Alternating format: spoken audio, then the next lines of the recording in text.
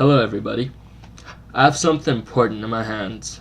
I have something that I don't think you can live without in my hands. Because in my hands, I have toilet paper. I think that the toilet paper would have probably been one of the most important inventions in the 19th century. But it wasn't invented in the 19th century. It was actually documented as early as the 6th century AD. It was documented in China, and at that time, only the privileged people were able to use the toilet paper.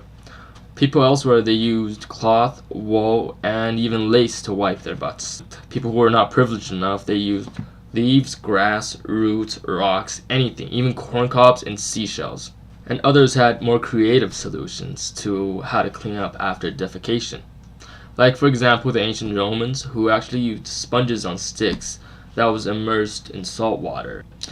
The Japanese had a different approach. They used chuki sticks. They were about sticks, I think, this long, this wide, and it was fairly thin.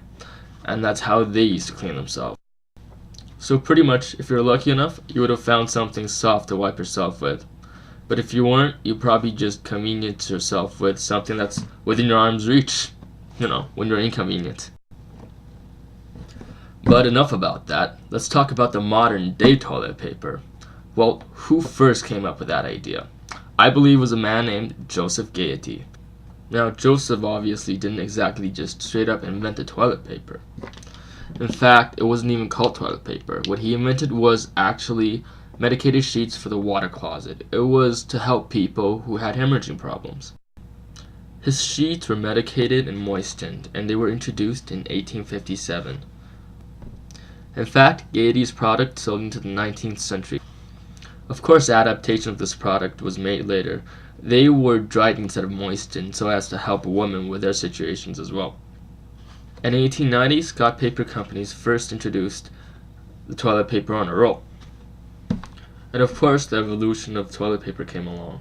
The toilet papers were sometimes perfumed, they were colored, but now, normal standards, we just have our pure white toilet paper.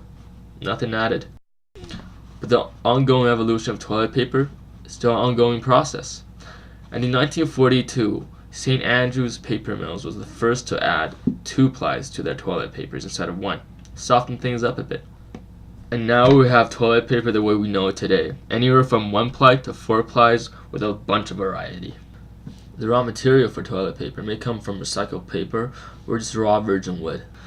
For the recycled papers, they are then added to a pulper which adds lukewarm water and agitates it. The ink is removed by adding air to the pulp, which then floats the ink up to the surface. The machine then clears off the ink. And then the pulp goes through thick rollers, which squeezes dries the pulp, allowing it to absorb chemicals for the next process. Chemicals are then added to the pulp to bleach and process it. Then the wet pulp is spread onto a thin screen where it's dried at very hot temperatures. From there, the thin paper is wrapped in industrial-sized rolls, ready for the next step.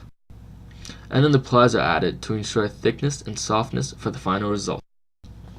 And then the toilet paper are wrapped around cylindrical cardboards, and then they are packaged and shipped to us.